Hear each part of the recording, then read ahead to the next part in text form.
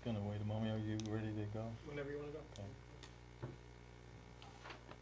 I was expecting Rochelle would be in the chamber. Okay.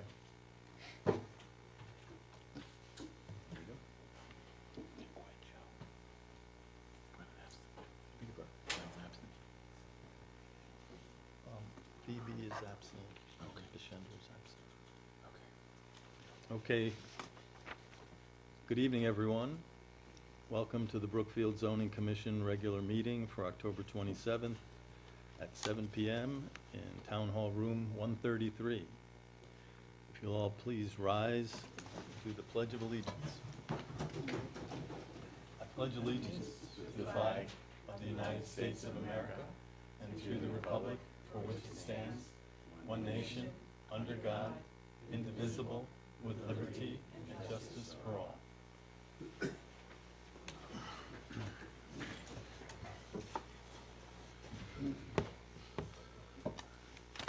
At this point, I would ask all the commissioners to please introduce themselves, starting from my far left. Kurt Timmerman, alternate member. Andrew Kame, Secretary. Gary Getz, Chairman. Gerald Pratt, regular member. Mike Musa, alternate. Gwen Arment, alternate. We'll note that Phoebe Holmes and Bishender Komar are absent this evening, so we'll be asking Mike Lucia and Kurt Timmerman to please sit in for those two individuals. Okay. I understand that it is Bishendra's birthday, so happy birthday, Bishendra, wherever you are. Next up, item number 2, public hearings that have been continued. First is item A, 271 Federal Road, Z-22-50. And it has come to our attention recently that there's been a couple of procedural matters that impact this application. And I didn't know if the land use director would like to comment on that.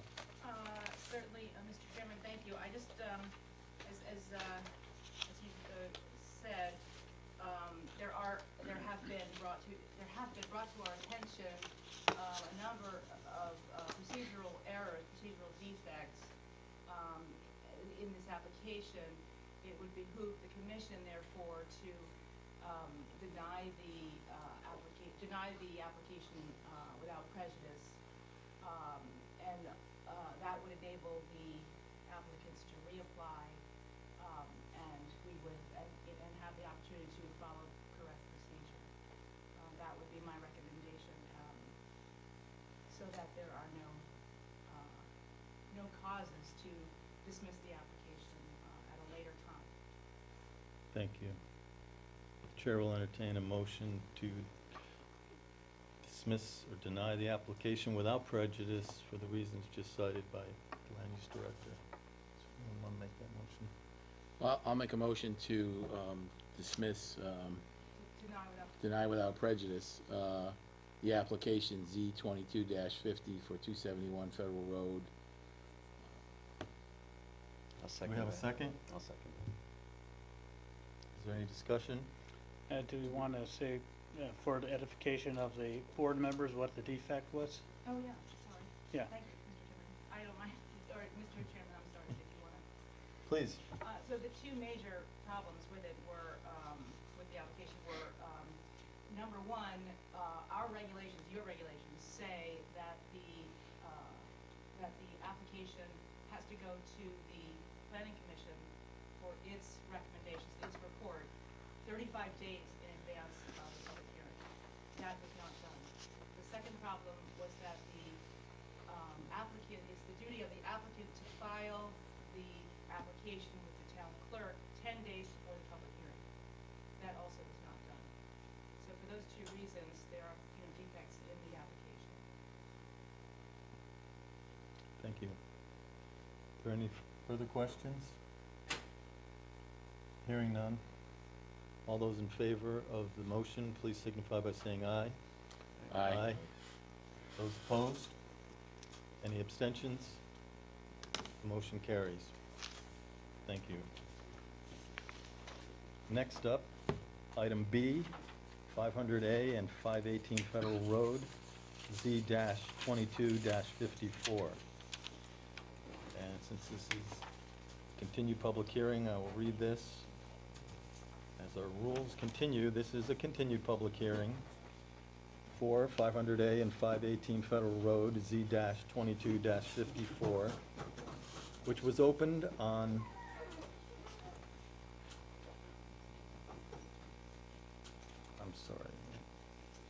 on October 13th, 2022, and remains open to continue to accept any data bearing on this application. The public notice and rules still apply from the previous meeting, those general rules being that after accepting any data, I will ask for questions of clarification, followed by comments from those in favor, and finally comments from those in opposition. And now, having said that, we have received some correspondence, which I will now ask the secretary to read into the record. The zoning commission has received correspondence from Donna Vogler of Oak Meadows, 25 Old Oak Drive in Brookfield, Connecticut, dated October 8th, 2022, to the Brookfield Zoning Commission. I'm against this 78 multifamily dwelling. I don't think it's fair. I have lived here a year very comfortably. There is no reason to expand and make it crowded. I'm totally opposed to this expansion. That was received October 17th, 2022. Thank you. Are there any questions of clarification? Okay, is there anyone who would like to speak in favor of this application? I hear none. Is there anyone who would like to speak in opposition to this application? Likewise, I have heard none. At this point, I'll accept a motion to close the public hearing. Chairman, they think they have some changes that they had from the wetlands that they have to bring forward? Yeah, Yeah. for the record, Steve Sullivan, CCA Engineers. Monday, we received inland wetlands approval. That's the primary reason why we kept it open from the last hearing here. That's- Changes that were required by wetlands in their peer review were very minor, nothing that would be affected by for zoning. We did have a third-party peer review, and we satisfied all their comments, and they're incorporated to the plans that are on file. And, at this point, we're just looking to answer any questions and clarify anything with the commission. Mr. Chairman, I just have one quick question. Please. I know you went over this last time, and I apologize for asking you to go over it again, but you did a good job last time of explaining buffering between your property and your neighbor's property, the other condominium association. Would you just be able to talk a little bit about that as to, what kind of buffering strips? I see you have some trees and that type of thing.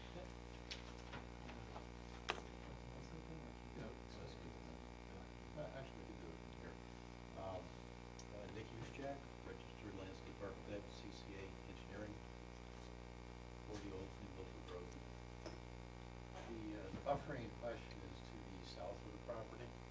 There's actually a zone line that goes diagonally across the property. There's a small portion in the southeast that borders the residential property. We're providing existing trees to remain for over 3/4 of that buffer, and the balance of it will be planted with a shade tree, and that embankment will be covered with a shrub. It's a fragrant low rose in there. It's well established for slopes.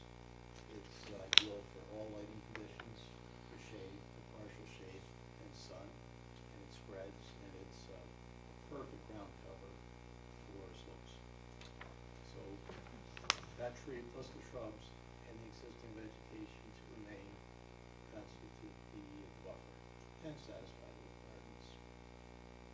And those buildings that are there, the roadway, the buildings are between the roadway and the buffer, and on the other side of those trees is the other property. So it, The Okay. other property is to the south. This is the cemetery property? I think it was Old Oak property that was in. Oh, that, Oh, that's on the north. side. Yeah. Oak Meadow. Oak Meadow, I'm sorry. So, yeah, that's Oak Meadow. And you've got buffering in there. So we're maintaining a strip of wooded area. That's- Okay. That's the, And the driveway goes in front of those buildings, so the buildings in effect acted provide some sort of buffering for the traffic, right? Yeah, you mean on Oak Meadows? Oh, Yeah. yes, correct. Yes, Yeah. our proposed driveway. Yeah. We have. That's in front of the buildings, right? Yes. Okay, all right, Right there. Then you get the buildings, and then you got okay. green space. Right, the entire rear of the property is heavily vegetated. Can I ask how close either property to the north or south is? A building? Um,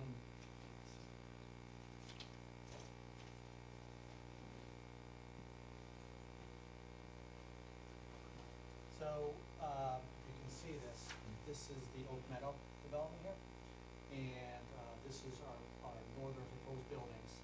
So it's probably like 200 feet, 150, 200 feet from our building to their building, okay? Then you got obviously Federal Road and the commercial development across the street. On the south side, we have our cluster of buildings. That's the nearest single-family home over there. That's probably 300 to 400 feet away from our proposed building on the south side. Thank you. Any other questions? Mr. Chairman, if I may. Please. Thank you. Rochelle Hodza, Land Use Director. Mr. Sullivan, I wonder if you could explain a little bit about the third-party engineer's report, just to refresh the commission's memory. The Wetlands Commission required of the applicant a third-party engineer to review the plans. At that time, the owner of the property, requested that a single report be done for wetlands and zoning, because otherwise if you have two third-party reports, it tends to be very expensive and very protracted. So I just wonder, Mr. Sullivan, if you could explain, those portions of the third-party engineer that that he found perhaps not to his liking, and what changes you made specifically regarding some issues that the zoning commission would be interested in. Yeah, the bulk of the comments were about the actual crossing. So we had to add several notes, construction notes regarding the wetlands crossing, and that's not a zoning thing. Some other comments, we expanded the meadow type mix, seed mixes that we have instead of lawn. So it's like a normal area on the slopes. That was a comment that he had had. Other comments were regarding, we had to do a drainage model, and he wanted me to change some of the strategies or methods that I used in the model. So what that did is, we still have two stormwater basins, so it just changed the volume a bit in this basin that's up by Federal Road, and the basin that's in the back. And then also, we're gonna have a project geotechnical engineer to review this proposed cut slope on the back of the building. And those reports will be filed with the Wetlands Commission and the Land Use Office if they want. So that was another item that they noted on plans. And Mr. Sullivan, thank you. Can you also, do you have an idea of how much, what the net change in fill, in other words, in how much you're bringing in, how much you're taking out? It's gonna be a net cut, so hauled off the site. And something like this, it's gonna take, just to do the infrastructure and the main road, it's gonna take 1.5 to 2 years. And then, after that, depends on sales as far as when you do the buildings. But you could probably have 20,000 yards taken coming out of here over the course of 1.5 years. That's like, probably like 4 or 5 trips a day. Yeah. If you did it on it never happens consistently, it happens over various times, but 20,000 cubic yards net. excellent, yeah. Yeah. Thank you. Thank you. Does the applicant have any other new information to present? Okay, thank you. So once again, I will then ask, are there any questions of clarification? Anyone here present? Hearing none, is there anyone here who would like to speak in favor of this application?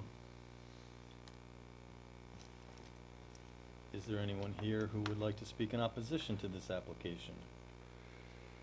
Are there any further questions or comments from any of the commissioners?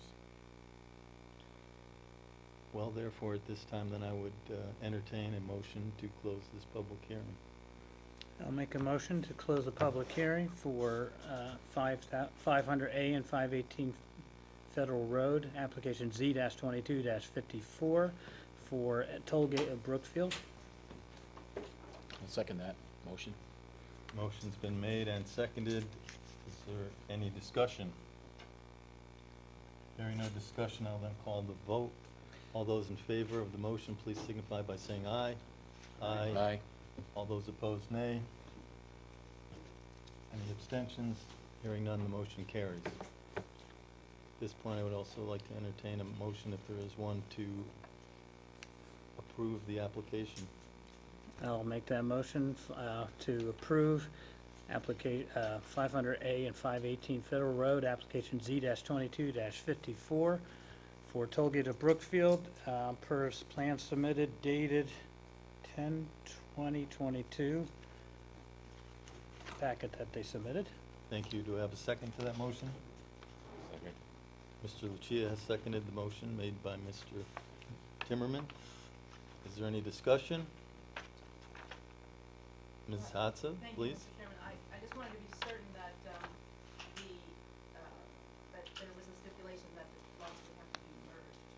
I mean, obviously, that, the application has been approved, assuming they're merged. Otherwise, it wouldn't meet zone regulations. But I think if you just could perhaps make a condition of the approval that the lots will be merged. Mr. Timmerman, would you be I'll able to rescind amend my that? prior motion, and whoever seconded it, and I'll re-motion to approve 500A and 518 Federal Road, application Z-22-54, Tollgate of Brookfield, per the drawings dated 10/20/22 as submitted, and with the stipulation that the two properties, 500A and 518, are merged. Thank you. Do we have a second to that motion? Second. Mr. Lucia seconds that motion. Is there any discussion? Hearing no discussion, I'll call the vote. All those in favor, please signify by saying aye. Aye. All those opposed, nay. Are there any abstentions? That motion carries. Thank you. The application is approved. You're welcome. Next up on the agenda, item number 3, a review of minutes from the previous meetings from October 13th, 2022. I'll ask the commissioners if they have any comments or questions about the minutes. If no one has any, I have maybe a couple that I would like to add. Under the staff present, the name of Rochelle Hadza should probably be added there, since she was indeed present. Minor, under 31 Green Knoll Drive, it says neighbors in the singular, and I think the letter actually that was read said neighbors apostrophe after the S in the plural. I don't know the page number, but I think it's second to last page. In the middle of the page, and talking about the application that was just approved, it starts off with Commissioner Holmes asked how much the units will be selling for. Principal developer Gary Michael of 52 Deer Hill Avenue, Danbury, Connecticut, takes the podium and answers that the carriage homes will sell for between 700,000, and I think for that number to be accurate, it should add a 0 to make it 700,000. And those are the minor points that I had to make. Don't mean to be a stickler, but to make the record more accurate. Is there anyone else who has anything? At that point, then, I would entertain a motion to approve the minutes as amended. Mr. Chairman, I'd like to make a motion that we approve the minutes of the October 13th, 2022 zoning commission meeting as amended. Do we have a second? I'll second that. Mr. Pratt has seconded the motion. Is there any further discussion on the motion? All those in favor, please signify by saying aye. Aye. Aye. Those opposed, nay. Are there any abstentions? The motion to approve the minutes carries. Next on our agenda, item 4, under enforcement. Mr. Lally, would you like to speak to that? Yes, I would. Thank you very much, Mr. Chairman. You're welcome. 107 Stony Hill Road, his license is still suspended with the state for the vehicle, so one dump truck still remains on the property. Once that ban is lifted from the state of Connecticut, he will have the truck out of there. So I am watching that periodically, basically on a daily basis. So, and he does have a yard in Danbury, he indicated to me, so everything will be moved to. This is, I know this has been an ongoing situation for this property, but hopefully it's coming to an end soon. 47 High Ridge Road, that one is still involved with the town attorney. There was question the other day on the blight because the property was transferred after we had a lien on it with the original owner. In speaking with the town attorney, that lien does follow the property, so that lien is remaining on the property, and the town attorney, again, is involved with that, on that property, so. 11 Candlewood Acres Road, Risco residence, I did speak to her today, and I took her right out there. She assured me that the container will be removed by Monday. She has people working on the house, she has furniture stored in there, so that will be out of there by Monday. That's what she's reassured me, and I can speak a little on the phone, so. 271 Federal Road is the White Star Properties, which the commission denied the zone change. That's still on the cease and desist list. At the last meeting, the commission asked me to send a cease and desist order to 31 Green Knoll, which I did. Mr. McGovern called me on 10/26. In my cease and desist, he's aware he's not to do any work on the property. He just ceased all operations, do not touch anything on the rear and side yard, and he will be present for the November meeting. So that's where that one stands. And then 89 Whiskey Road, again, I have a next court date is November 18th at Danbury Superior Court with the town attorney and the individual, so. And that would be it. Thank you, Mr. Lally. Would Ms. Hodge like to add a few things here? Yes, I do have a memorandum on a few of those items that Mr. Lally just mentioned. There were a couple I promised to, from at least one of them, and from last meeting to follow up on for you, and that was the Vale Road property. So I just wanted to weigh in on those. Oh, can you share? I don't know. Sure. Oh, no, there's 2. That's, oh, excuse Thank me. you. I'm sorry, I owe you one. Let me take this. So, regarding the, well, I don't know, I guess I'll work backwards here, right? Okay, 31, I'm gonna start with the middle one, 31 Green Knoll Drive, Mr. Lally just mentioned. So I understand that Mr. McGovern will be appearing, on November 10th, to speak or to hear from the commission, on that property. I just wanted to say that in advance of that meeting, I am recommending to the commission that you compel Mr. McGovern to remove the material that was filled without a permit. That's my recommendation now, and that will remain my recommendation. I will probably beef that up with yet another memorandum forthcoming. Regarding 10 Vale Road, the If last I may? one- Yes. May I ask you a Of question course. before you move on to the next subject? Is that something that we can address tonight, or should you want to think wait it- 2 more weeks to let? Yeah. Thank you, Mr. Okay. Chairman. Given the fact that our zoning officer has, called him in, given him notice, and the respondent, the property owner has said he will come in on the 10th, I think we need to stick by that. So we will wait for him to appear, on the 10th. Thank you. With regard to Vale Road, 107 Vale Road, I looked into the files that we have in the involved, and there is in fact no permit to operate a business at that property at Winston Road. There have been permits issued. Each of those permits has been only issued for 1 year, given the fact that this property is in an aquifer protection district. So the last permit that was approved by this commission, or your forerunners anyway, was approved on September 14th, 2017, which took that, 18? allowed that. 18 or 17. The permit was approved in 2017, and it was Oh, okay. valid through September 14th, 2018. Thank you. There was in the file also a handwritten application that was submitted, it looks like in April of 2021, although we do have an online system now, but I did find a handwritten application signed by the owner or the owner's agent. However, that 2021 permit never made it to the commission and never was approved. So, as I say, and there seems to have been a lapse between 2018 anyway, but there's no valid permit right now. So the property owner is in violation of regulations at the moment. I believe, Mr. Lawley, you had some. If I can intercede for a minute, I did speak with Mr. Rizzo. I did send him a copy of the certificate of zoning compliance and the application for the aquifer protection.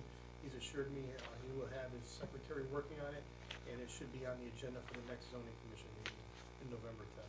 So, Thank you. But in the interim, he doesn't have a permit, right? So doesn't he have to cease and desist until such time? Most certainly, because he doesn't have a permit, exactly, until such time as the permit may be, approved, he's not allowed to operate that business there, yes. I'd just like to ask you a question. Is that something that you need us to take any action on, or can the zoning enforcement officer simply issue a cease and desist order for all activity on the property until such time as the applicant files the correct permits? Yeah, it would be, And the permits are it would approved? be proper for the zoning enforcement officer to issue that cease and desist, yes. So- There's no need was for the him to commission issue that. going to want to follow protocol and go with a notice of violation first, or go right to a cease and desist? Well, there's no, I haven't, so according to the regulations, there are sort of two things at work here. There is the so-called, the customary practice of enforcement in this town has been to first issue a notice of possible notice of violation? Or Notice of violation. Notice of violation first. And then is that also in order to appear or No. request or just a possible, a notice of violation? Yeah. And then I suppose the second notice is the, If there's no action by the applicant, then I come to the commission, and the commission I would recommend a cease and desist order. okay.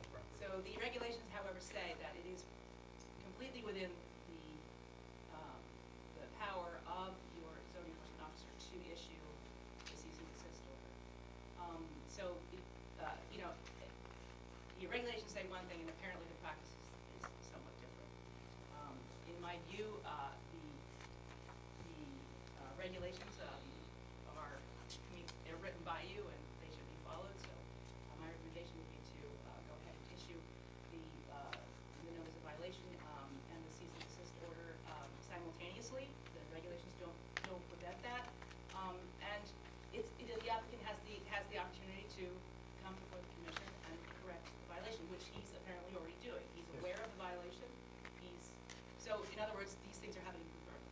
He's not. I'd just like to ask a question. In my opinion, is there any problem with issuing both of them? I hear from you that we've had complaints from the neighbors on the property, and they have, we were under the impression all along that the individual had a permit. Now finding that the individual does not have a permit, one having expired for almost 5 years and the other one never having been approved to begin with, and even if it was, it would be expired. I would think it would behoove us to cease operations on that property until such time, and it sounds like it'll be accomplished very quickly, the applicant can file the appropriate permits and have them approved. Yes, I agree. Okay. Can I just also Certainly. notice that they have a valid wetlands permit too, which they're doing work on the property through the wetlands That's correct. office. That So is correct. the work can't be, I don't want things misconstrued that, I mean, if there's work going on, it may not be related to the contractor's yard. It could be work related to the wetlands application that they have, which is valid. So the cease and desist would only apply toward those items that they get the permit for? Correct. Rather than other things? The special permit, right? Okay. Do That's you need correct. us to make a motion and, You know, if Mr. Lawley feels more comfortable with a motion from you, then, you know, by all means, go ahead. But as I say, the regulations clearly state that these are the tools available to enforcement, to the zoning enforcement officer to make sure that that the zoning regulations are taken seriously, that we have these regulations, and this is what we're trying to accomplish in our town. And that, you know, that, we take our regulations seriously, and we will enforce them. It's, so, I really can't tell you whether you wanna make a motion or not to ask Mr. Lawley to do these things, but, if that's, you know, if Mr. Lawley would prefer that, by all means, you know, go right ahead. Absolutely. so Well, we'll entertain a motion, or rather, yes, sorry, the chair will entertain a motion as just stated. Before we make a motion, I think we have, and correct me if I'm wrong with protocol, we have an individual in the public that may wish to make a comment, is that? I don't think it's allowed. I don't think so. No. Okay, We have the zoning enforcement officer's report, it's not a, all right, I Public understand, hearing. sorry, apologies. In that case, I would like to make a motion that we ask the zoning enforcement order officer to issue a cease and desist order along with a notice of violation for the property at 107 Vale Road, because the property owner does not have a permit for the, special permit for the work that's going on there. This is not in any way to be construed with the valid permit for wetlands work, which is to be ongoing. okay, we have a motion, do we have a second to that motion? I'll second that. Mr. Pratt, seconding the motion, is there any discussion on the motion? All those in favor, please signify by saying aye. Aye. All those opposed, nay. Are there any abstentions? Hearing none, that motion carries. Thank you. Please continue. Okay, Mr. Chairman, thank you. The final item on my memorandum tonight is regarding the request of the applicant at 271, or the owner at 271 Federal Road, to remove the cease and desist order based upon the standard definition of assembly hall. So I just would, so I don't know how familiar the commission is. I know, of course, the chairman is familiar with this issue. And it was partly in Mr. Lawley's report about the request by the applicant to, or the representative of the owner to remove the cease and desist order on 271 Road. There are a number of issues at hand here. First of all, Mr. Cook, the owner's representative, has sent an email saying that, which I think you may have gotten in your packet perhaps, sent an email stating that the definition of an assembly hall, they did not get that. No, they didn't. The definition of an assembly hall includes churches. This is a dictionary definition. Now, it is the case that our regulations define neither assembly hall nor a church or place of worship. So the contention is that the cease and desist order should be removed because church in the Merriam-Webster or other standard dictionary, I don't know the actual dictionary was not quoted, but in a standard dictionary, assembly halls include churches.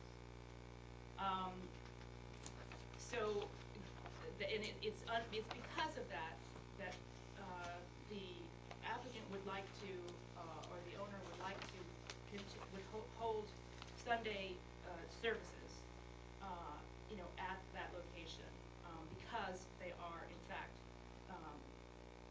defined as an assembly hall or an assembly use in the dictionary. I think Mr. Lawley is showing now the email. Yeah. Did put So I just wanted to mention to the commission that, it's just further information, but I have looked at the regulations and, the commission will in fact have to decide tonight, hopefully, whether or not, an assembly hall includes the definition of church, if they are one and the same thing, because if so, assembly halls are allowed in the zone C1 right now. So although, not defining assembly halls or places of worship, directly, the zoning regulations do make a distinction between the two uses. Article 4. Ms. Hotze, if I may not to interrupt, but I think you had sent out an email to that effect, because I do have a copy of that. I may have only sent it to you, did it go to No, I everyone? see it's got many other folks on it as well. I don't know if Mr. Lally wanted to bring that up while you're talking Oh, about we it. do have a copy. Oh, you just gave it to us. Thank you, Mr. Chairman. Although not defining assembly halls or places of worship directly, the zoning regulations make a distinction. Article 4, commercial and industrial districts, section 4.2, permitted uses, subsection A, permitted use table. So in the table that has been prepared by the zoning commission, under heading 2, institutional uses, we find places of worship, parish houses, and centers.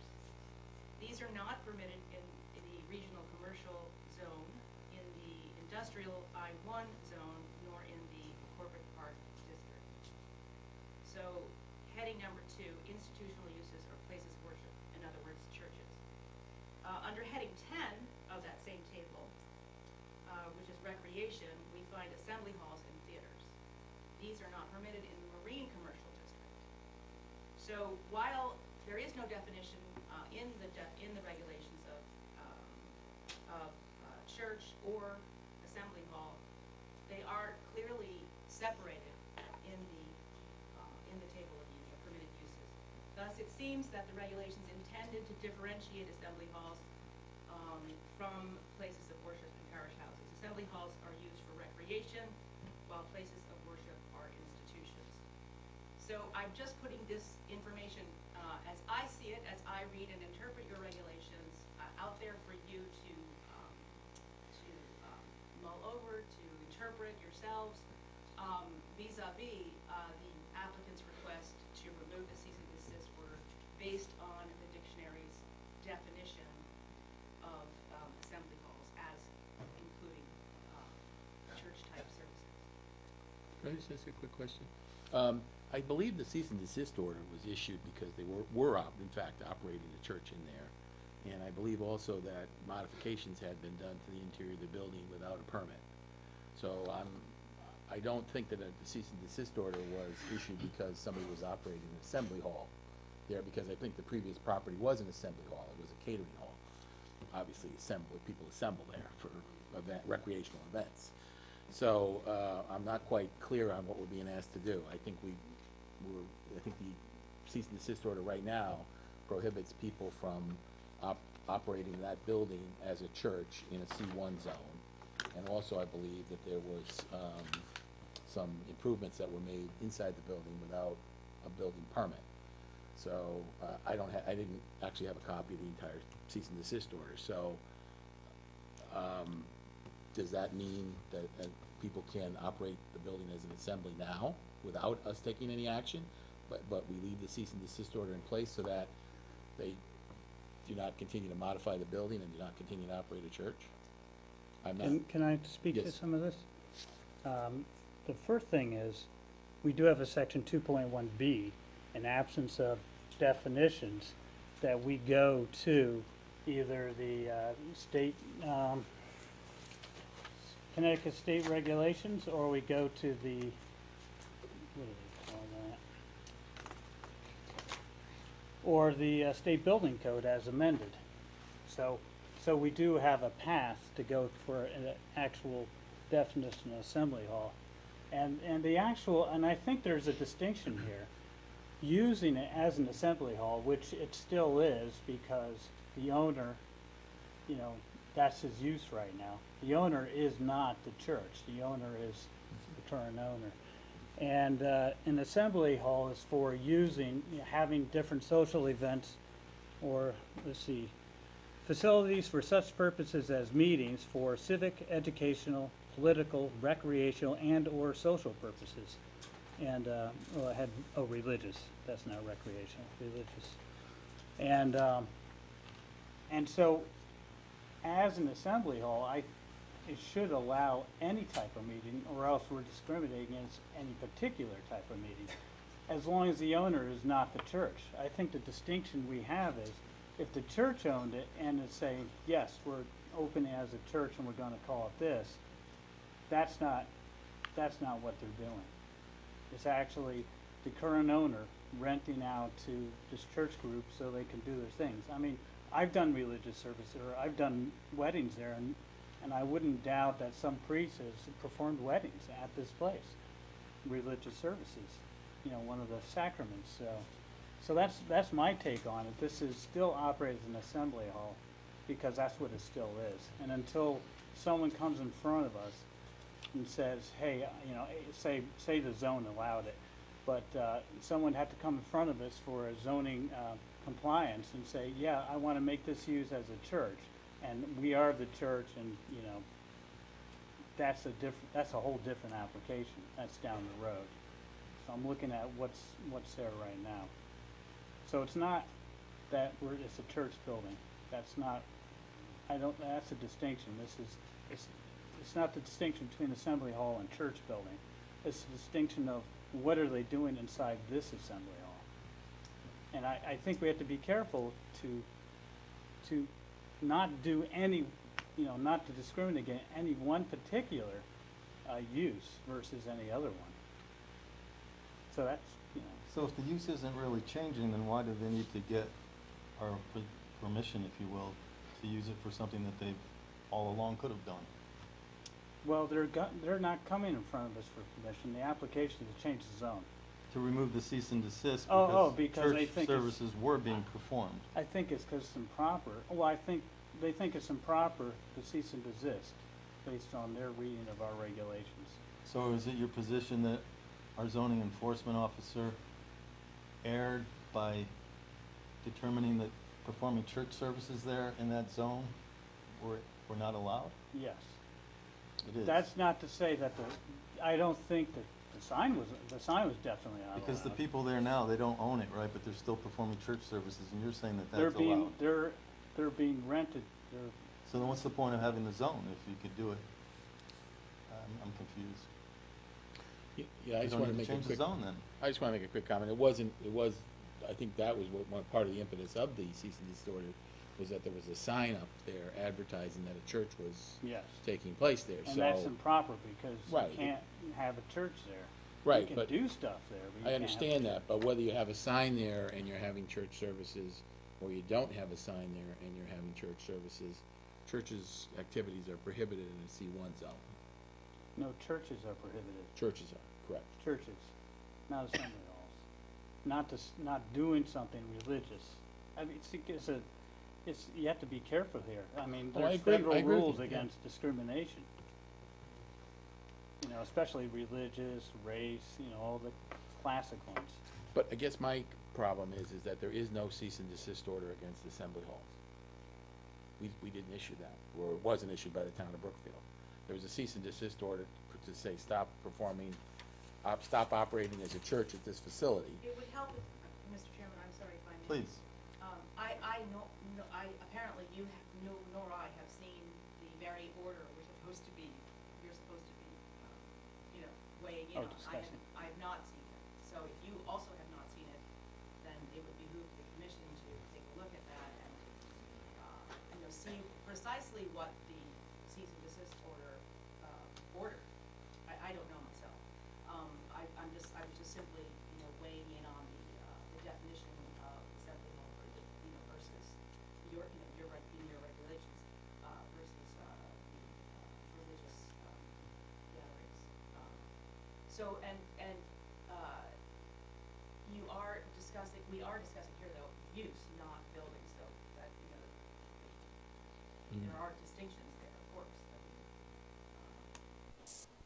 So I would be a little bit worried about discussing something if you don't even know what the order said. I mean, because as Mr. Kane, I think, mentioned, there were also, some violations, some, I don't know, if it's building and or fire code violations. Now, those, of course, are not in your purview, however, that may be a whole other order. Right, and I say that because my understanding was that the impetus for the cease and desist order was some sort of smoke condition, which the fire department and police were called out on, and then they entered the building and saw these things, and that was a factor in the cease and desist order. In So that addition, was what called the CEO out in the first place, in a sense, is that No, probably the sign. Well, the sign? I don't know. I mean, they had, As I said. there's a big sign that went up.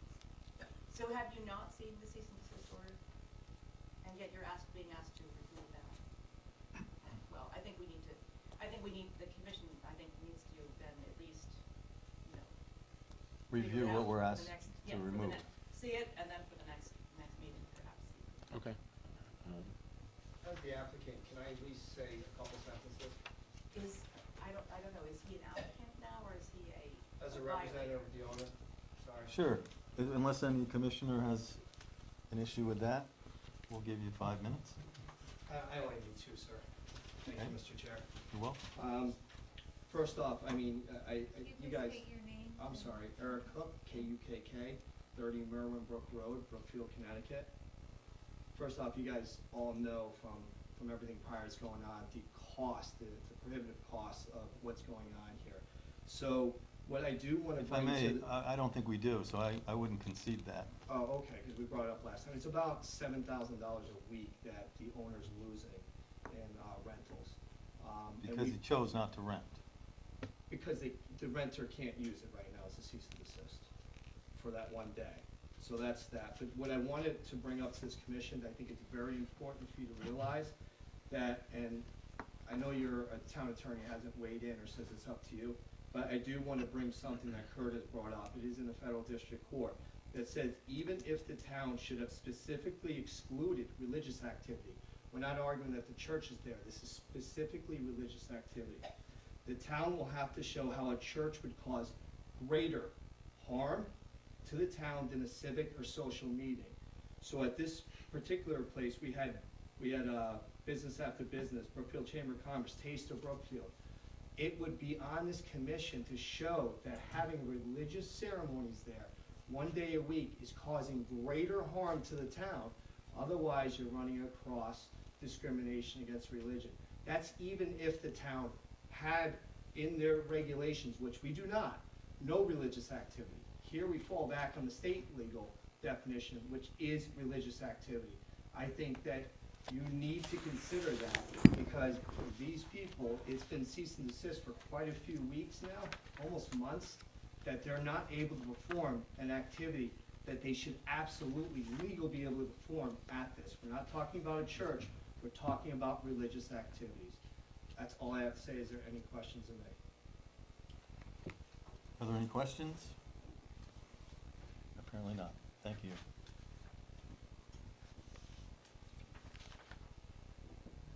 Any recommendation from this point? Well, I would say that, again, if you haven't read the order, it's a little tough to rule on something you haven't even seen. The zoning enforcement officer is asking me to make a decision on that. Also, and can I then say you go back to the smoke, and that it wasn't religious activities, it was smoke. Is there any information that goes along with that order, a report from I- fire marshal, from Apparently, police, yes, from I all these other believe folks? I don't think it goes along with There Mr. can, I can get that for the commission. Well, again, I hear what you're saying, and I think we should look at that. I'm sensitive to what's being said about the assembly component. I too have been at that facility, and weddings and, bar mitzvahs, bat mitzvahs have occurred there as part of that. That is not every single week, that's occasionally. So, people renew their vow occasionally, it's not every single week. There's also, retirement parties there that used to occur. So, I do think that we need to take a look at that situation. And, again, I have a question about what actually was banned, because I think it was just the operation of a church and the concerns about the building. I don't think anybody ever said that people didn't have the right of assembly. Fran, is it just a one-pager? I mean, can we, pass it through right now?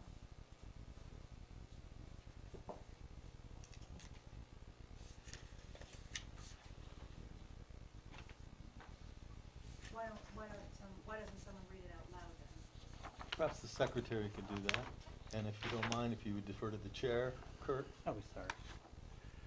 Okay, I've been handed a cease and desist order that was issued to White Star Properties LLC at 506 Candlewood Lake Road by certified mail. It says, whereas a violation of the Town of Brookfield zoning regulation exists on property either owned or used by you, which is located at 271 Federal Road, also known as Fox Hill Inn, and whereas the violations are cited as follows. Permitted uses, Article 4.2A2, institutional uses. Now, therefore, by the authority of the Town of Brookfield, you are hereby ordered immediately to cease and desist from all zoning violations set forth above and any illegal activities contrary to the zoning regulations contained in the code of the Town of Brookfield. Initiate corrective action to comply with the applicable regulations as follows. Cease all church operations and activities since churches are not permitted in this zone. Connecticut General Statutes 8-12 provide a period of 10 days from the date of your receipt of this order to comply with this order. Failure to comply with this 10-day period will result in commencement of a civil action to enforce this order by injunction or impose a civil penalty of up to $2,500 and to recover attorney's fees and costs pursuant to the state statutes, or the imposition of a fine of not less than $10 nor more than $100 for each day that such violation continues, and or the issuance of a separate citation with fines in the amount of $150 if the violation continues after 10 days expire pursuant to state statutes. If the violation is willful and you are convicted thereof, you may be fined not less than $100 nor more than $250, or imprisoned for not more than 10 days for each violation.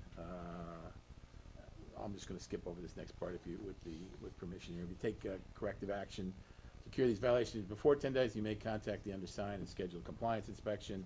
If the inspection verifies that a violation no longer exists, your compliance will be noted and the matter closed. A further inspection of the property, of the subject property, will be made after 10 days has expired, and if compliance has not been achieved, the full penalties and remedies prescribed by law will be invoked. Any person who has received a cease and desist order may, within 10 days after receipt of the order, schedule an informal hearing before the zoning commission to show why a citation should not be issued. This was issued on May 19th of 2022 by Francis Lawley, zoning enforcement officer. This is the final copy. Was there ever any hearing, as cited just now, to argue that it shouldn't have been issued? I don't know. I'm not that. aware. There was no exercise of that? Okay. So the applicant can request a hearing, I think Within it's 10 every days. right? Well, I think we've heard from the applicant right now, and he's asked us to consider this, now that we have seen the order, I mean, it certainly behooves the commission to, to decide on, whether or not the order should be removed, based on the evidence that's presented. Well, it also says in here, though, that the applicant has to provide information that the cease and desist corrective action to comply with the applicable regulations, cease and desist all operations and activities since churches are not permitted in this current zone. So I just would say that, Mr. James, one of you, thank you, I'm sorry, Mr. Chairman, Please. Okay. You stated that, indeed, and in fact, assemblies have not been, prohibited there. So if the owner of the building wants to have an assembly there, he may. That's not what this particular cease and desist order, asks to cease. So the question then still remains, I think, for the commission to weigh in on whether or not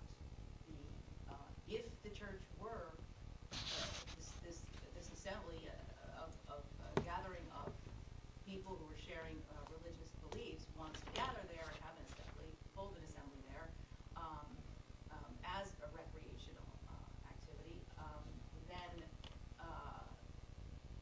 the commission may have some limitations on that. I don't know. I mean, in other words, I think that the initial, as was stated here, the initial complaints came because of smoke and a sign and, advertising themselves as a church. So I don't think anyone's questioning whether this is a church or not, because I think they represented themselves as a church. So I don't think there's a question of that. But I do think that, something has to be done, and I think it behooves you to do it tonight with regard, now that we've had read the order, with regard to deciding whether the owner can rent this hall, this assembly hall, out to this church group for, I don't know, assemblies. I mean, that's what is before you. If I may make a thing, I agree with you. I agree in part with you. This cease and desist order was issued to the folks who were operating, or the owner of the property, because the church had occupied the building completely and was operating churches on a regular basis there every Sunday. That was the cease and desist order. It was not issued to them to say you couldn't have assemblies there. They certainly could have assemblies there. We didn't prohibit that. We never prohibited that. Now, as to the situation inside, if, modifications to the building were made without a permit, well, that's another issue. This cease and desist order does not address that. Correct, and it can't, because Right. that's a building issue. Right. I guess then, therefore, at this point, Chair will entertain either a motion to remove the cease and desist order, or to defer, postpone acting on it, or to deny the request. I'd make a motion to revoke the cease and desist on 271 Federal Road, because a church does not own this property. And so we should let the owner rent to whoever he wants for assemblies. There's been a motion made by Mr. Timmerman. Is there a second to that motion? Apparently, there's not a second to that motion. Second. Hold on. Please speak up. Second. Mike Lucia has seconded Mr. Timmerman's motion. Mr. Chairman, if I may? Yes, Um, the discussion I would- phase. Thank you, Mr. Chairman. I would just say that, there are many, many occasions where there's a corporate owner of a piece of property, and they rent it out to a completely different business. If you own a property in a residential area and rent it out to a brothel, you're operating a brothel there. So the owner of the property, is responsible for maintaining the zoning regulations for the property. So, you can't rent it out to somebody who doesn't comply. So that, I don't think that is an issue here, Well, if I may, adult-oriented businesses are allowed in Yes, commercial they one are, zone, indeed. but churches are not, Indeed. so. You're correct. The analogy But may they're not be allowed in perfect. residential zones, they are Right. allowed in commercial Yes. zones, yes. But so nonetheless, I think you're still back to square one. I think you still have to decide, not for the reason Mr. Timmerman stated, but whether or not the holding of a service for religious reasons, assembly together in a hall for religious reasons, is specifically a church, which is prohibited, a church use, which is prohibited in the district, or whether that can be considered as well, as Well, I would just like to make a comment, if I may, being a member of a church. Churches operate continuously and regularly as a church, weekly, sometimes more than weekly. It's not a sporadic thing. For example, the Fox Hill Inn was operated as a catering hall. And occasionally, who knows how many, but occasionally there were weddings there or religious services. It wasn't on an ongoing, periodic, repeatable basis where it occurred every week. So that's the issue here that I have, is that certainly everyone has a right to an assembly. Certainly everyone has a right to religious services, but having a service there every single week, in other words, operating as a church, but saying that we're simply having an assembly there,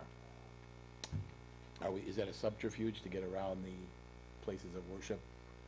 You know, So these facts and are- circumstances here. Are they in fact the church claiming that they're just assembling each week, 52 times a year to have religious services?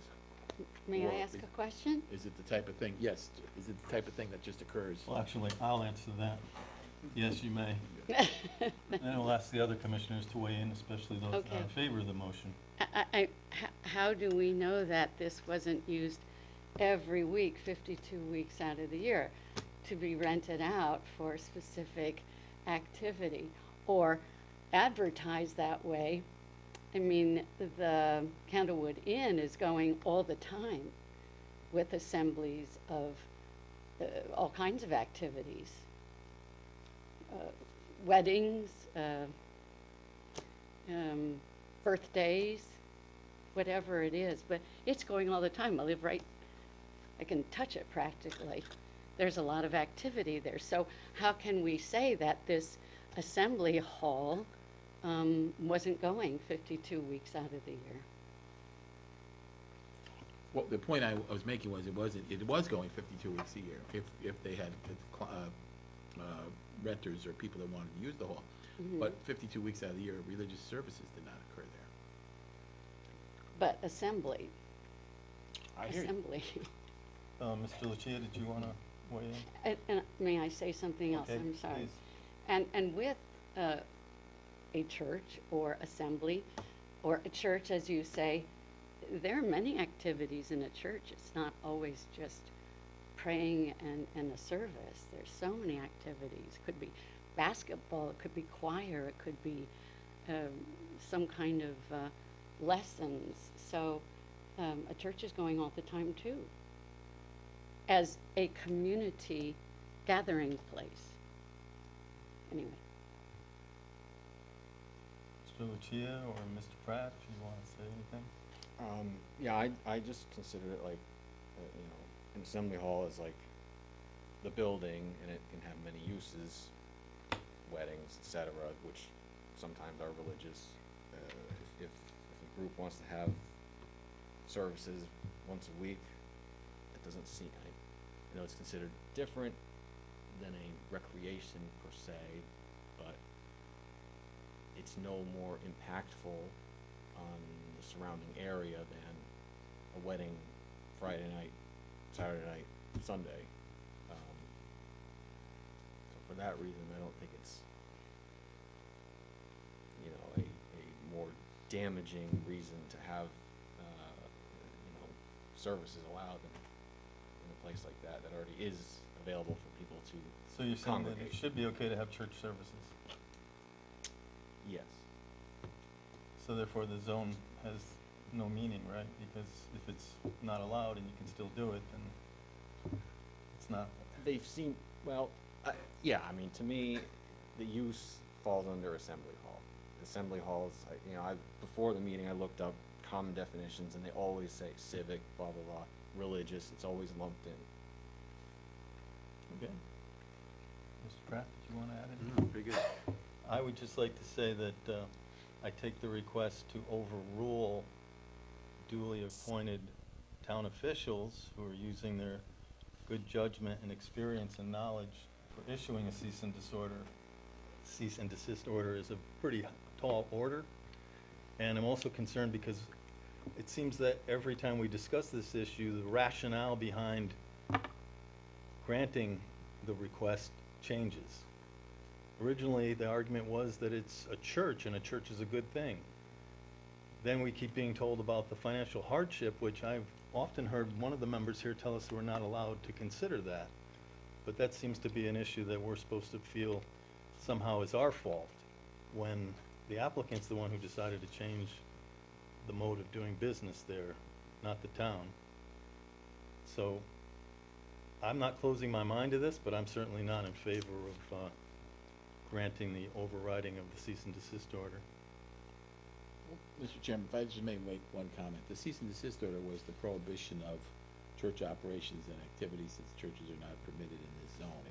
If the property owner wants to operate an assembly hall, we didn't prohibit that. Now, what goes on in the assembly hall on a periodic basis or on a weekly basis is another issue. So, in my view, we don't need to lift the cease and desist order, because the property owner has a right to use the facility as an assembly hall now. There is no prohibition against that.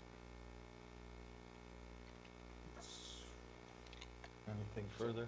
Well, so, yeah, so are we saying then that if we don't lift it, they can just go out and rent it to whoever they want, not whoever they want, but.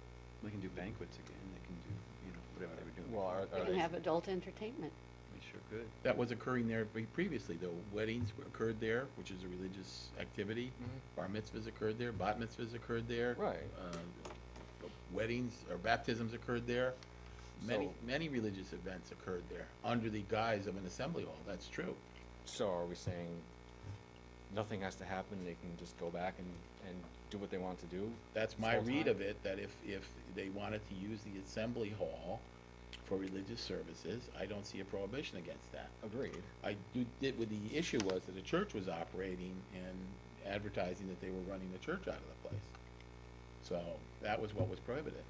I realize it's a fine line, but what would be the point of prohibiting churches in a commercial one zone if they didn't intend to prohibit churches in a commercial one zone? I don't know what the point, I didn't write the regulations. Can I ask how many condos are in that area? I don't know the count. Because it's surrounded by condos. But I believe there's 240 plus individuals that live in there. So that's commercial. That is a It's commercial. a residential use inside a commercial zone, Right, yeah. it's a C2 zone. I'm sorry, is it C1? C1 on C1. And the, to the north is Linden, Brookfield, which is a assisted living facility. Residential, but in a commercial zone. And I do agree with Ms. Lucia, that the amount of traffic that occurred in the prior use was not excessive when it was used as a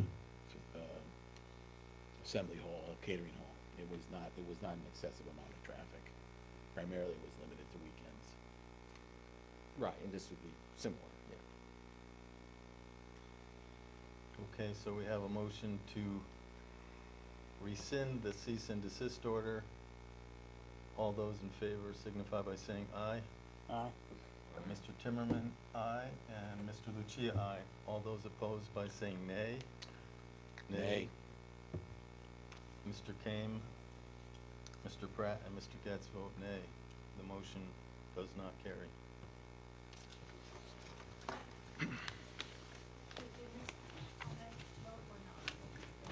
Pardon me? No, she's not voting. We only had 2 members absent, so she's voting.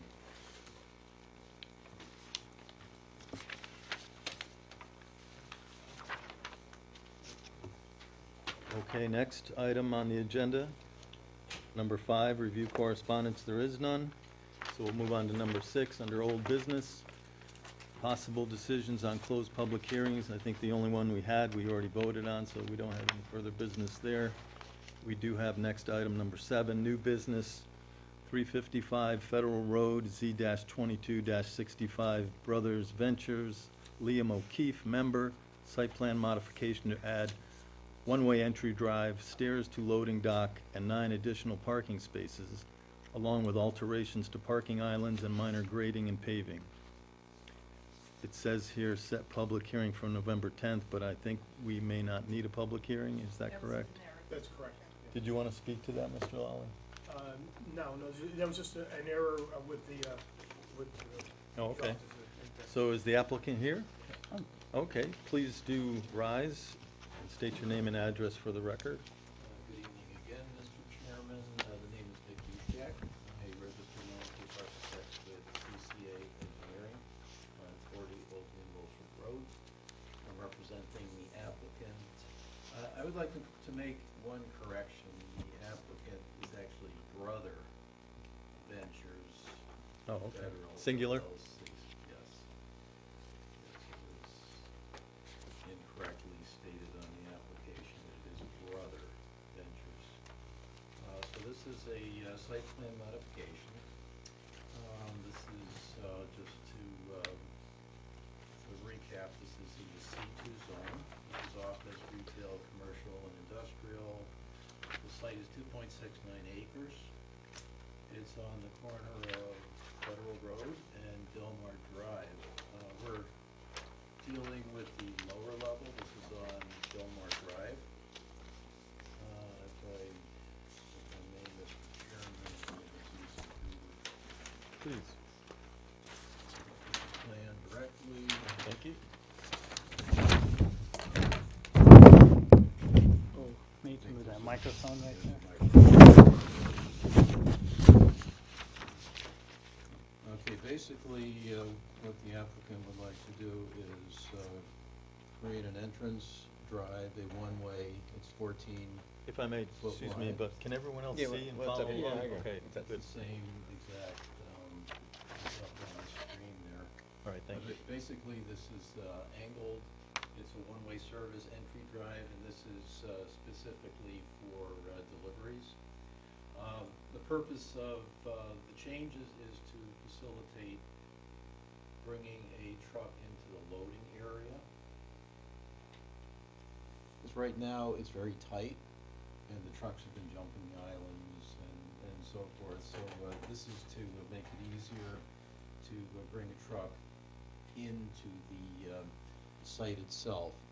So what we're proposing to do is, it's entrance in, and then we're going to modify this island on the end, remove one parking space so that the truck can back in, and then we're modifying the island to the south.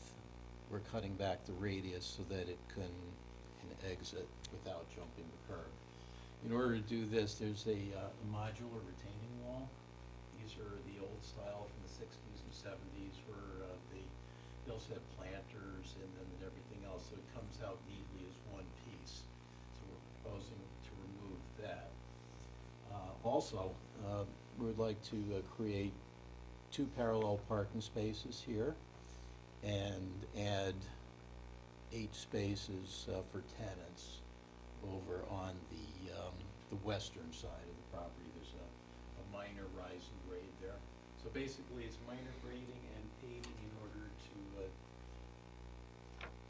facilitate these changes. In addition to that, there's one last change, would be the addition of a stairway at the loading dock so that you can go directly up onto this loading dock without having to go through the building. And that's where Mr. Lally pointing right now? That is correct. Okay. That's spot right there. Thank you. So altogether, at the lower level, there are 96 additional spaces. We're removing 1 space near the loading dock and adding 10 more spaces, 8 over to the west and a couple of spaces parallel parking. So there's actually a total now of 105 spaces. This is less than a 10% increase. So it falls under the threshold. It's only 9.4% increase in parking. And as far as impervious coverage, we're only adding a little over 2,000 square feet. So that's, if you do the math, it's somewhere around 3% increase in impervious coverage. So that brings impervious coverage up to a little over 57%. 75% is allowed, so we're way under. And we're also providing erosion controls at the catch basins, the silt sacks, and a little bit of silt fence over on the downslope part of the proposed entry drive.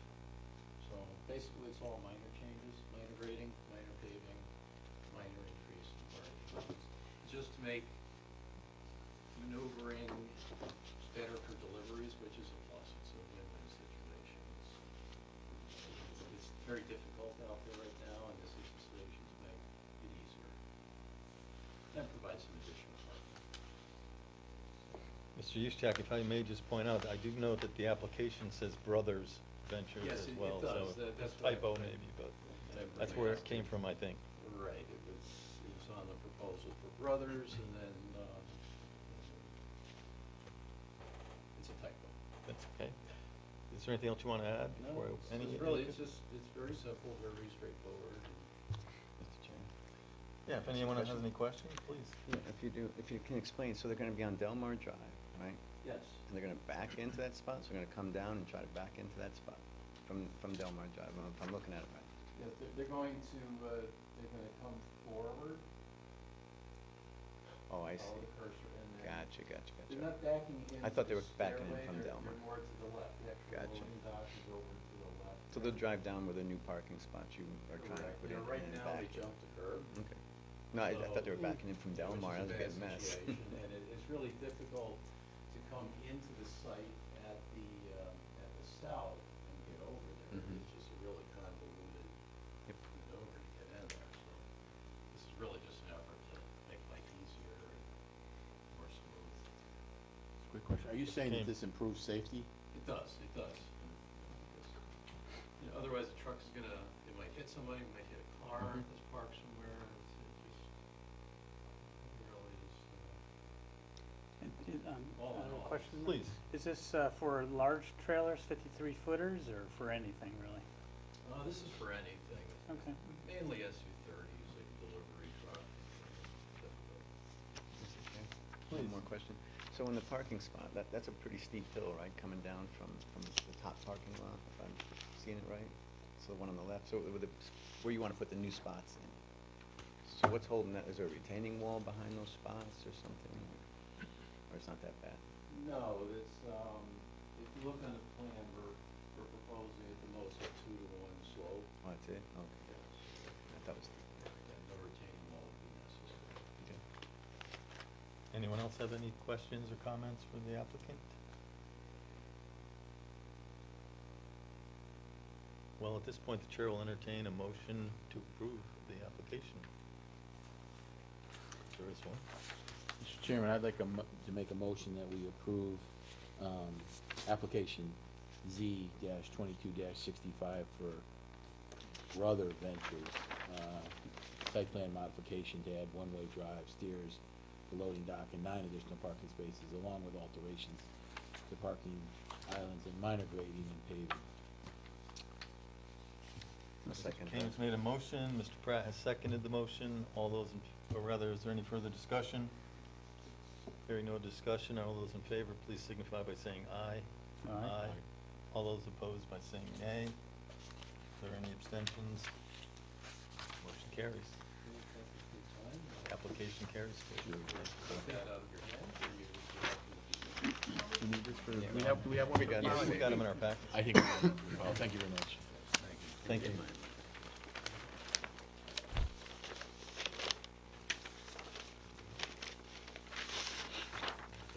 Next, number 8 on the agenda is other business proper. Item A, we're looking at an update for the town of Brookfield zoning map to identify the historic district. And speaking of history, we've been talking about this since I got here. So I don't know if there's anyone who wants to add anything other than it looks like we have someone who's volunteered to take it on. Someone who's like the land use director. Jumped right in, good. I think we should just keep it on for posterity. Just- Well, we're assigning it, I guess, to the land use director. I'll take it. Uh-huh. That's wrong. Thank you. Like it. And then item B under 8 is land use zoning fee schedule. We've been talking about this, but I know it's been worked on and Well, this checking is- in to see where we are perhaps. This is also becoming a historical item, but it's now moved up to A on the list. I don't have anything to add to my previous comments from last month, except to say that I will endeavor to get everybody a package by the next meeting of all of the fee schedules so that we can begin a discussion process there of realigning our fees where needed and updating them where needed. Thank you. Mr. Kane? I think that brings us then to item number 9, tabled items, under A as an alpha, as the first selectman likes to say. 1 Sandcut Road, Z-22-61, Tanner Michelli for BJG Sandcut LLC, Blue Jeans Golf LLC, 3,333 Lee Parkway, Suite 460, Dallas, Texas.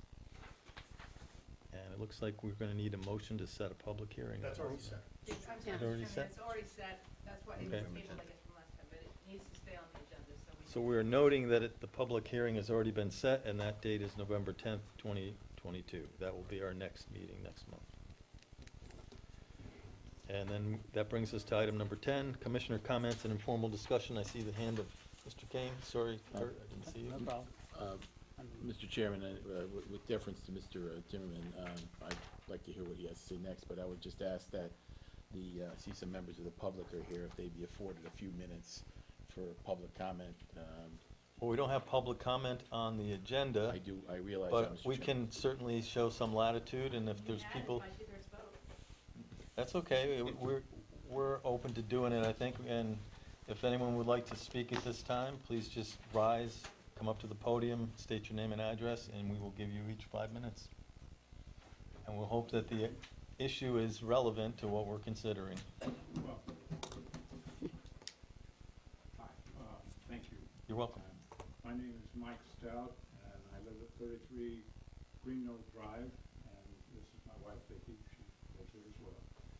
We've been there about almost 30 years, and we came to Brookfield because we love the place. It's secluded in the woods. It's about 400 or 500 feet back from the road, and there is another house at the top of the hill right on the road.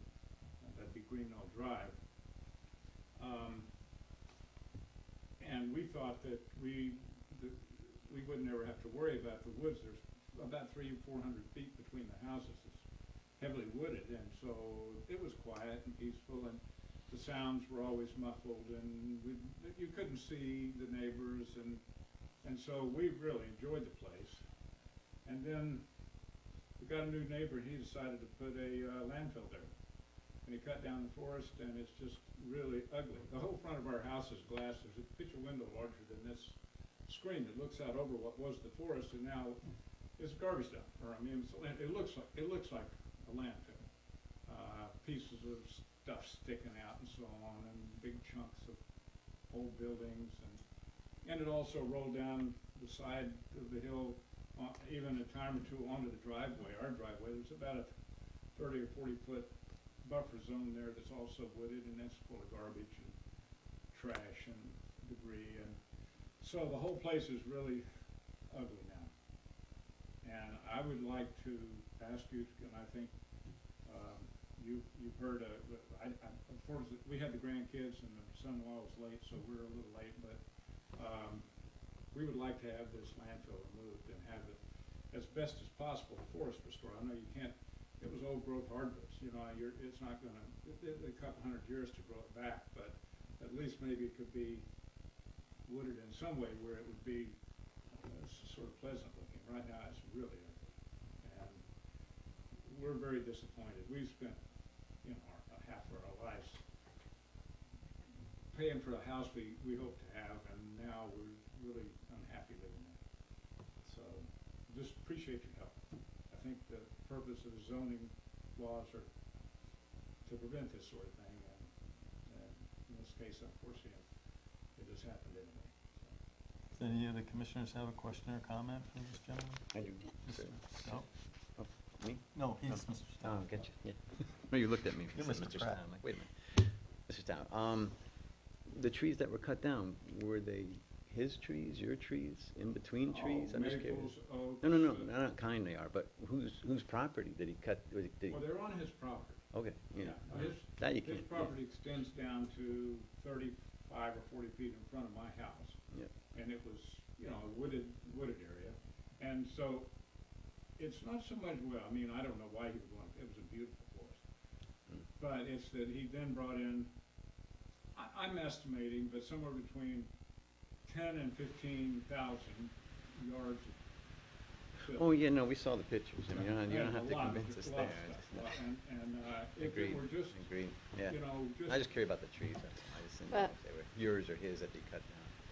May I make a comment? I did go to visit these lovely people, and the problem is that the grade is pretty steep, and a lot of the fill has come down Yeah. and is destroying their trees. Yeah.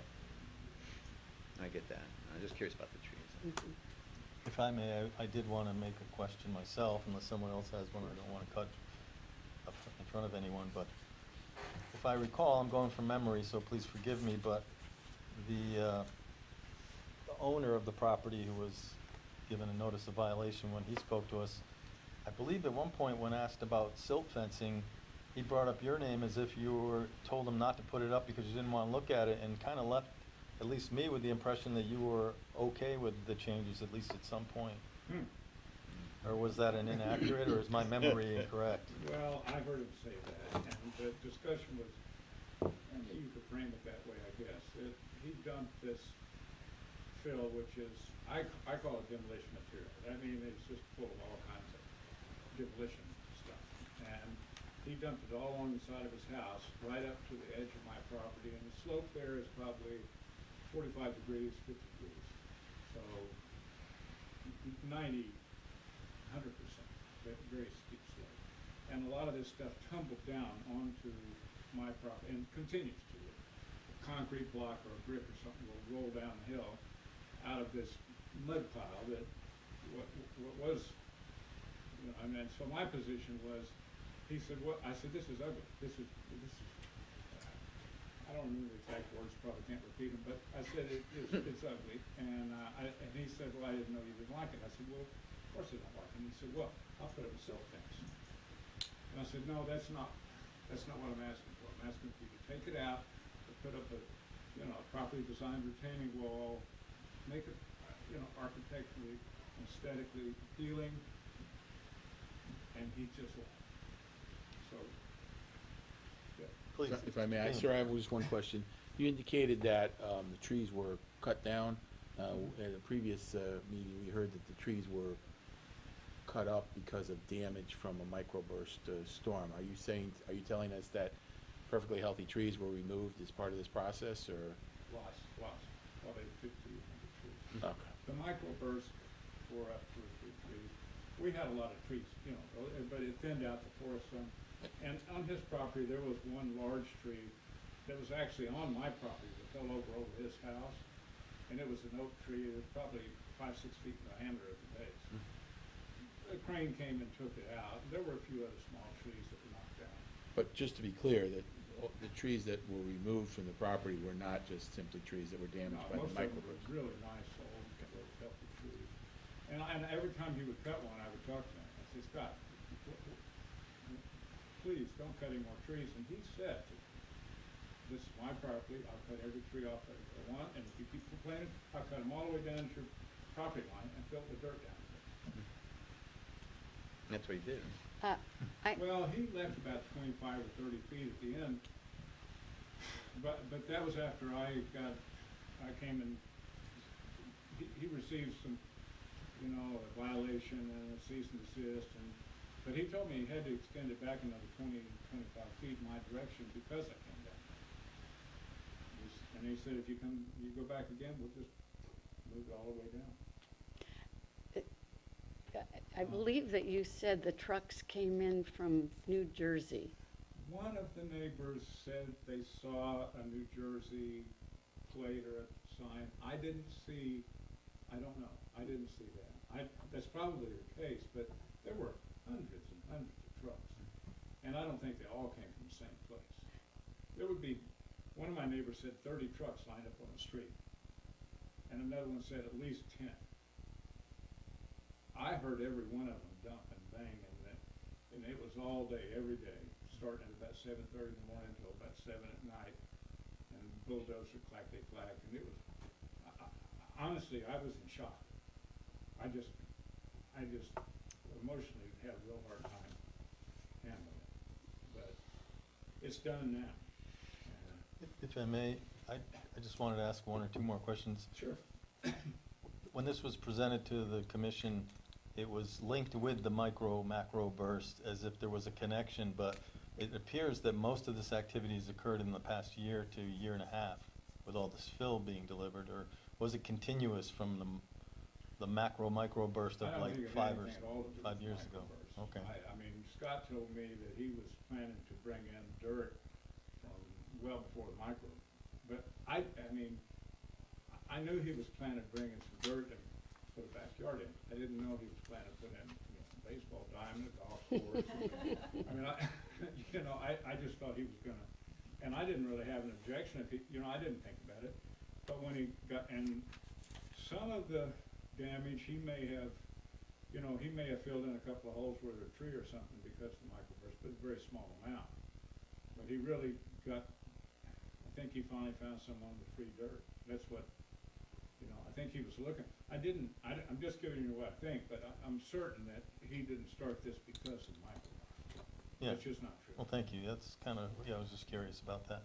And I think that, I mean, I might add, I think he's told me several times that his plan all along was to do this, and he didn't, he can imagine, when he started really doing this in earnest, and I started going and talking to him, said, wait a minute, how far are you gonna come with this? And he said, I told you all along I was gonna fill this in. So I think he always intended to do this. I didn't realize, I mean, honestly didn't think of anybody doing something such a gargantuan destructive activity. It didn't occur to me. And so I asked him, do you have permits? Did the city approve this? Well, yeah, he showed me a sketch. He said, this is what, he said, you talk to the city, everything's okay, no problems. Well, thank you. Yeah. Did Mrs. Stout want to You wanna say speak? something? No, I don't think so. All right, thank you. All right, thank you Thank very you. much. Does anyone else have any questions, or are we good at this point? Okay. Mr. Sir, did you have something that you wish to add? Okay. I have something Did you want to say? unrelated. Oh, okay. Yeah. Is there anyone else that wanted to speak at this point?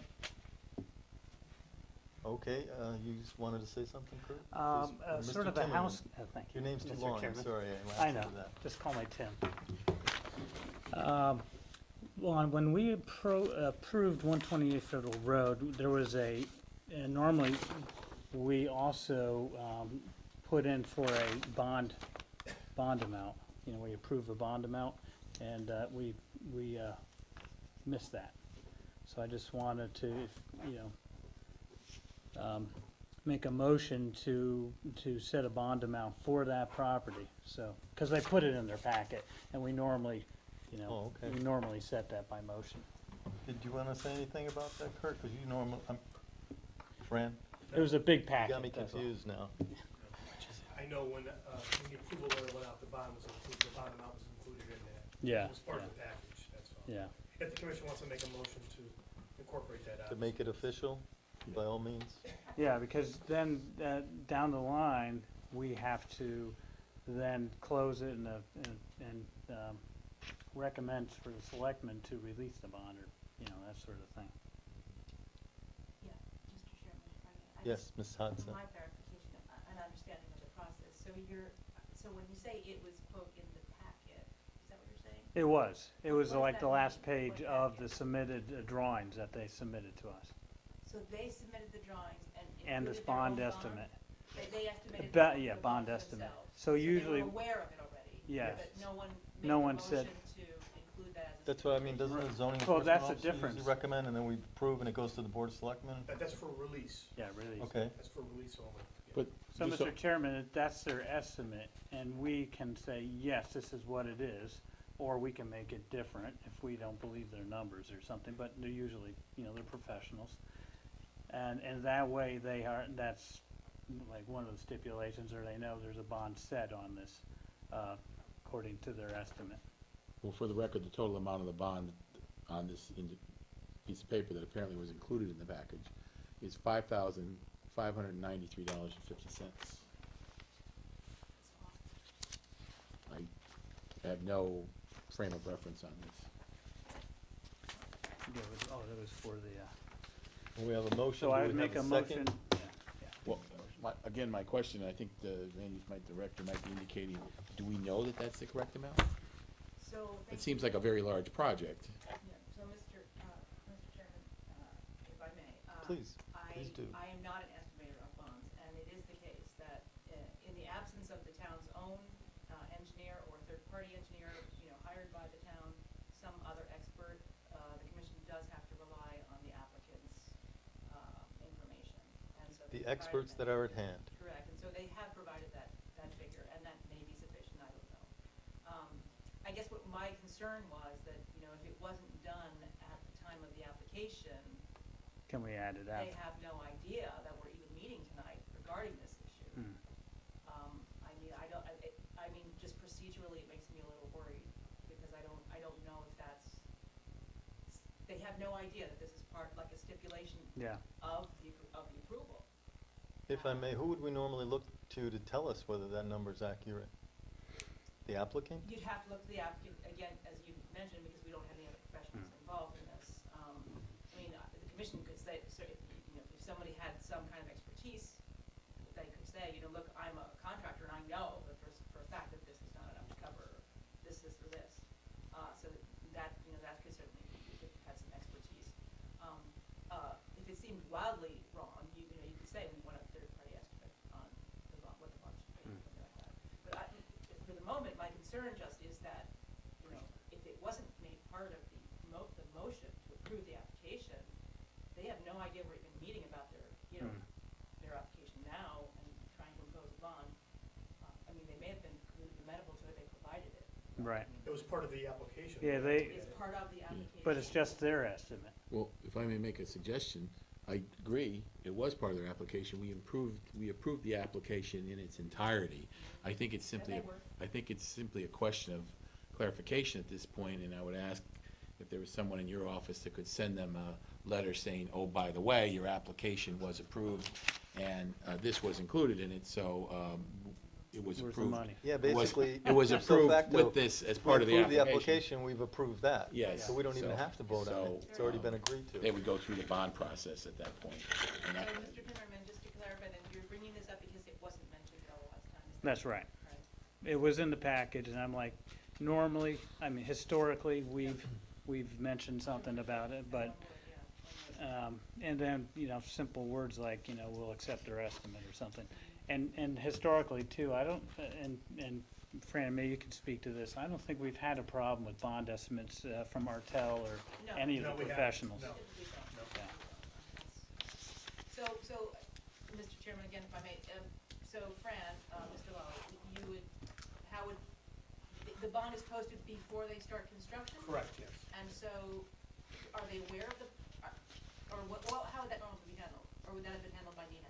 That would be, normally handled by Nina, Uh-huh. but I will work with Amy on that, Okay, moving forward. all right, very good. I think that'd be, I think Okay. that's sufficient. But thank Yeah. you for bringing that up.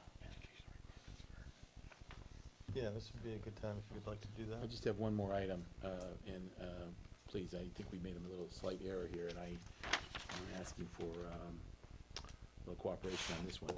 I believe at the last meeting, we appointed you an assistant deputy zoning enforcement officer. It's come to my attention that there may be some certification requirements, educational or certification requirements, and I'm not sure whether you have those or not, but I don't know, you have to tell us, do we need to amend our motion so that, because technically it wouldn't be effective until those certification requirements were completed, and that would be the motion that I would make. So you tell me what is the, Very good. Thank you, yes. So so my question then back to you is, so I don't know anywhere that the regulations state that I would have to have certain qualifications. At the moment, it is the case that the state has required zoning officers to have certification of a kind. They have until the December 31st, 2024 to get that. So the short answer to your question is I don't yet have that certification. Mr. Lally, are you a CZEO or? Yes, I am, You're a CZEO, yes. So that's, you know, a couple of classes and an exam. So, but I don't know anywhere in your regulations that it requires that. I don't know. And if it is the case, then I'm certainly not qualified. well, again, what I'm hearing from you is that you have until 12/24 or December 2024 to obtain those certifications? That Well, I can act as the deputy CEO until, unless, and then if I don't pass those exams by 2024 December, then I would be. Then you're out. I'm out. And I'll be like waving my pom-poms. study up. Is there some body, though, that we'd have to notify so that they would know that you have a limited amount of time to do this? Like you're given a grace period, basically, to perform, but you have to. No, I don't think so. I guess us, right? Yeah, we just have to review it. I mean, Hmm. yeah, believe me, can't wait till December 20th. Are you even trying? No, I mean, it does, the regulations say that, you know, if there are any requirements for that position, then I would have to, for example, Okay. for wetlands, I have a DEP certificate, right? So it's That's on you, required. is what you're saying. It's on me. If I don't get those certifications, you know, then, you know, I'm out. So, I mean, Okay. that's, And town, of course, pays for that, right? I would hope so. I have, oh, by the way, I do have half of the classes done, so Thank you. save me $600. Just Progress, one- progress, not perfection. Right. All right, thank you for that clarification. Mr. Chairman, I have an item to discuss. Okay, this is under the comments from the commissioners? All right, Okay. please. On 9/22, Christine Murphy sent us, I'm bringing this up again, a notice from the State of Connecticut Siting Council in regard to 60 Vale Road cell tower. There will be a public hearing on November 3rd via Zoom. And first there'll be an evidentiary session at 2 p.m. and then public comments at 6:30. And the applicants will also present an overview of the proposed facility. There are many people who are against the cell tower and are very concerned about how much we're being radiated in this town. Zoning can do something about it, and I'm bringing it up to the zoning commission since we haven't discussed it. May I just ask a question, Mr. Chairman? Please do. Yeah, thank you for that. There is certainly this opportunity to participate in that public hearing. That's run by the state, correct? Yes. Yeah. So what can the zoning commission do? They can create an ordinance, And what is to do what exactly? an ordinance to force, well, I was part of a group that went to various areas in Brookfield to measure the ability to communicate, and we found that there was no significant lack in ability, and so this group has to prove that there is a significant lack, and there are a couple very stringent stipulations for them to prove in order to be able to put up this tower. So that could go to zoning to require, and say we require this. I don't have it with me at the moment. I mean, I actually do. I don't know if you want to hear it. Well, I'm just confused because it is the case that this is a state. It is, but, The siting council has already decided where to put the tower. but they have to prove that there's a significant gap. And we prove that there isn't. I see. And there's also extreme radiation. And there are every time there's a new tower, and we need a new tower. And I know that the police are asking for communication, but does that have to be done via wireless? And another tower going up, and then another tower going up. And what about all these small cell towers? And I don't recall you being at the informational session we had in this room. yes, I was. You were there? Yes. Okay, I just didn't, I know that a few people that I recognized. But we've grouped since Okay. then, and we've learned a lot since then. I'm personally, just for the benefit of the commission, I'm just confused as to what the zoning commission is actually in your hands to do about it. Because as I understand it, very little to nothing at this point, because the siting council has decided where to put it, and they, you know, providing, as Ms. Ahmed says, if they, you know, proven the need for it, the town has very little say at this point. Well, Well, I just want to, Well, if I may, If- Kurt, I'm sorry. Gerald Pratt was Reset. waiting to ask Oh, a I'm sorry, go ahead. question. Sorry to interrupt. Gwen, I just had a quick question. When- Mhm. When you say there's, Stuck on we don't, your- you did a survey to see what the service levels are? Yes, What's a passing? Because I live in the center of town. I live right next to the library, and we have a horrible service for cell phone. It's horrible, like, really bad. So I'm curious how you got your well, we didn't measurements. go every place. Well, when you in go town. around town, I'm just saying, Yes. that's center of town. It should be like, number one, I'm on 5 minutes from the police station, from the town hall here. So I Mhm. should have great service, right? But we don't. So Well, we specifically went to 60 Vale Road, that's where they're and there gonna was put it. plenty of service. Oh, yeah, where they're gonna put it. But I'm just saying, like, Yes. and I don't know what that. I don't So know what that- I'm going to the specific Yeah, yeah. site. I'm just curious, I don't know what that's gonna generate out, you know what I mean, as far as coverage from that site, from Vale. And Road. there's also another tower 2,030 feet from there. It's not a mile from there, which is required in our regulations.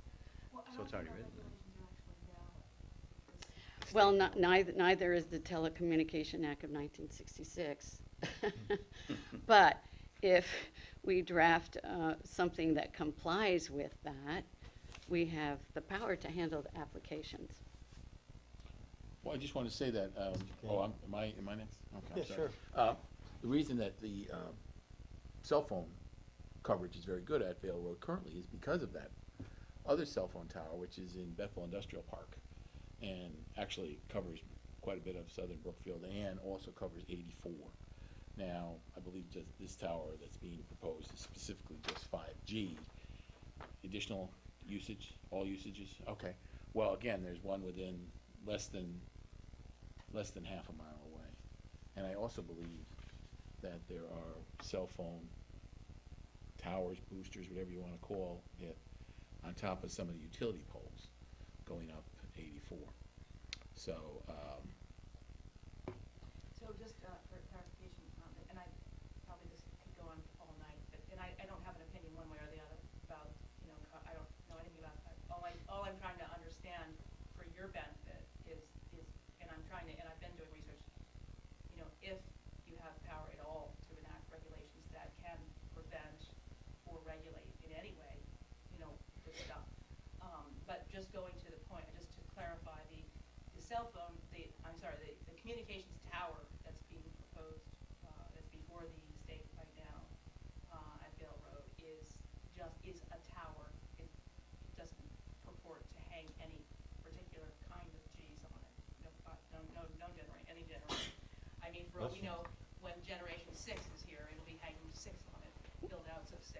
But at the moment, it's simply the tower itself. It's not, you know, But once they put it up in Well, on that's- private property, yes, they can do whatever they want. So that is, of course, the bane of zoning regulations or any kind of regulations, when you cannot prognosticate and rule today on what might happen. They might invent 6G and it might, for example. So that's just, you know, a caveat with that kind of prognostication. It's unfortunate because, of course, everyone knows, quote, knows that this is going to happen.